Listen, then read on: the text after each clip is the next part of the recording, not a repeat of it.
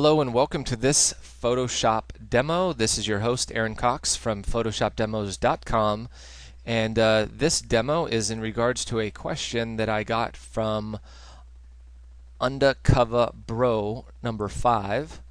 He says, "Hey dude, whenever I try to open a picture on Photoshop, it keeps saying it can't open because too many files were open and try to get it. Can you help?"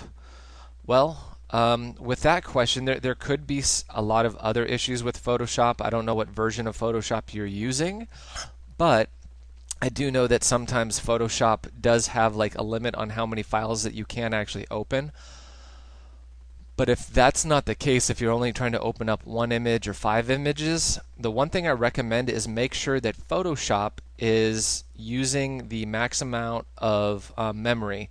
So what you can do is come up here to your Edit menu, and then come down to Preferences, and inside of Preferences, then scroll down to where it says Performance. Okay. And then inside of Performances, you'll probably notice that you're not using all of your memory that Photoshop can use. So my available RAM right now is 1198 megabytes, okay? And this is just my computer RAM. And if you don't have a lot of RAM on your system and you're using Photoshop, I really highly recommend you get more RAM. You're going to notice a tremendous increase in Photoshop with more RAM. So the other thing is, it says let Photoshop use.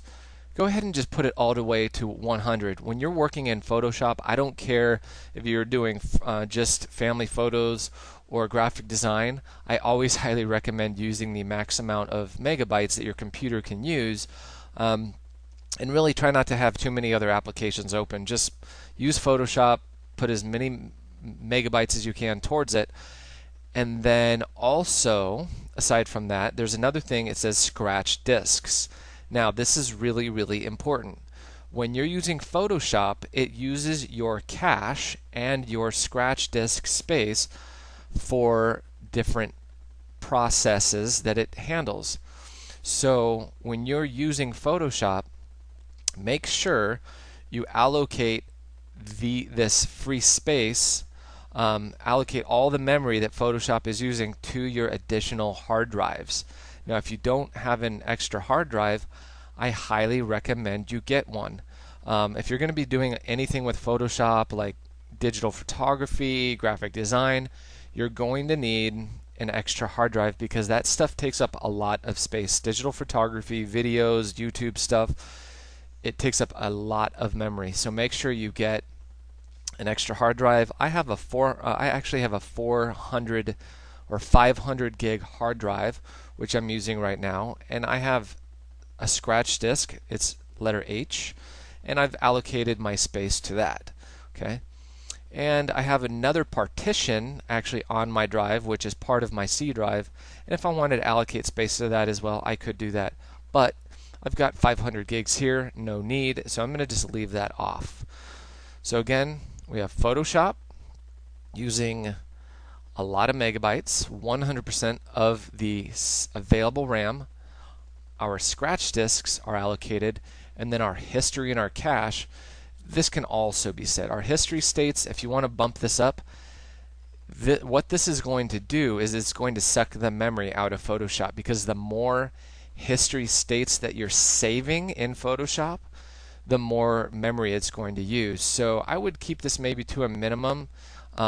You can use 20, which is the default. If you want to bump it up a little bit, if you feel like you're using the history menu a lot in Photoshop, go ahead and just keep this, at a minimal range. Don't try to get too crazy with it. Maybe 25, maybe 30 is okay.